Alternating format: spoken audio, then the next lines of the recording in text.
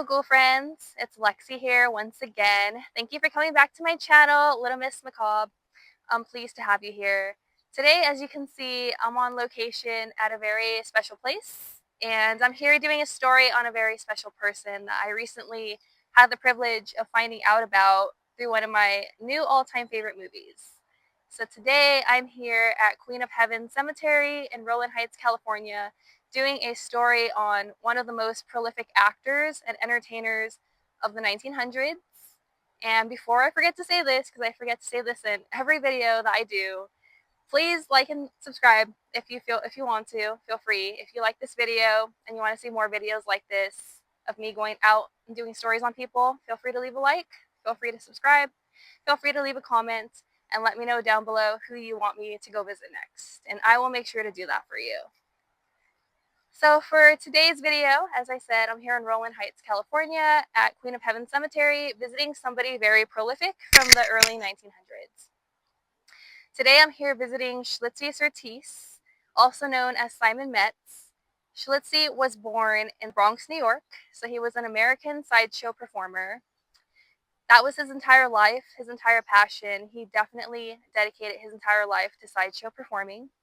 Schlitze was involved in many circuses, many carnivals back in his time, from the Ringling Brothers to the Barnum and Bailey Circus. There were numerous circuses that he participated in as one of the acts. He would do a little magic act that he had, and everybody loved him. He was so well loved. He was such a sweetheart. He had this great energy about him, this charismatic nature. He was just this like big ray of sunshine, this big ball of sunshine. Everybody loved him. Schlitze was very special because he was actually born with a condition called microcephaly, and it was a condition that affected him in many different ways. The most notable way was his head. This condition caused him to have a cone-shaped head, a very small cone-shaped head, and he was termed as a pinhead for that, which is not very nice. But that's how they were seen back then, people with this condition, because of their cranium shape. And it also affected him in many other different ways as well. It affected him cognitively. His cognition was only that of a 3 to 4 year old child, so he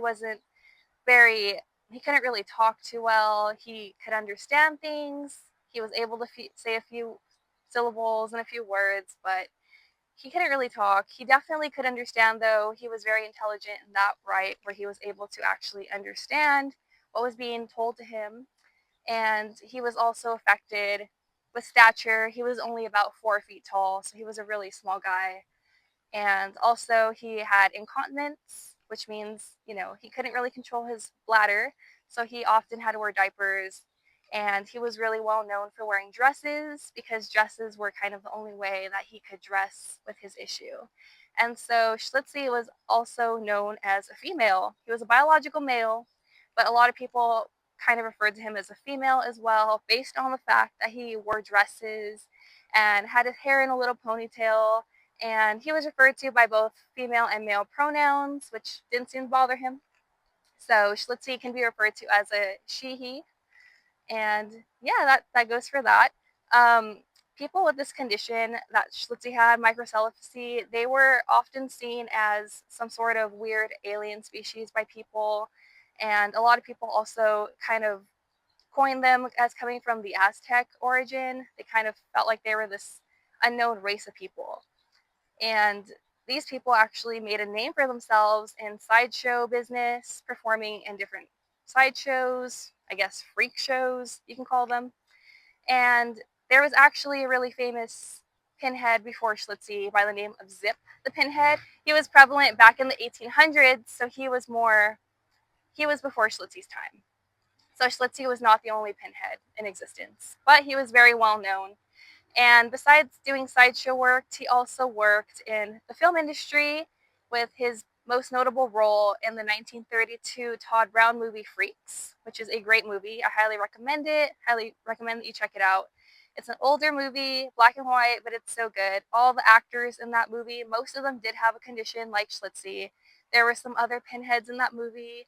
There was people with like only an upper torso or only a lower torso. It was a really great movie just to watch how these people were depicted as performers. and kind of oddities, but how they didn't let this disability inhibit them in any way, and they still let themselves shine through it.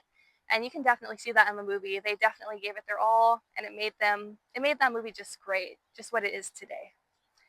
So for Schlitze's story, he was a performer for all of his life. That's what he devoted his life to doing, was performing both in film and for sideshows. And in the 1960s, he actually got adopted by a man named George Surtees, who was a chimpanzee trainer, because Schlitze had no biological family, as he was being kind of taken from circus to circus as this basically kind of entertainment purpose. He was just being shoveled around a lot, so we don't really have too much information on him exactly. But he was adopted by George Surtees in the 1960s, who was a chimpanzee trainer, and Schlitze was under his care until George's passing. And then George's daughter was taking over with Schlitze, but she didn't really see it fit for him to be performing anymore given his condition. So she ended up having him admitted into a Los Angeles County hospital for care, where he stayed for many years.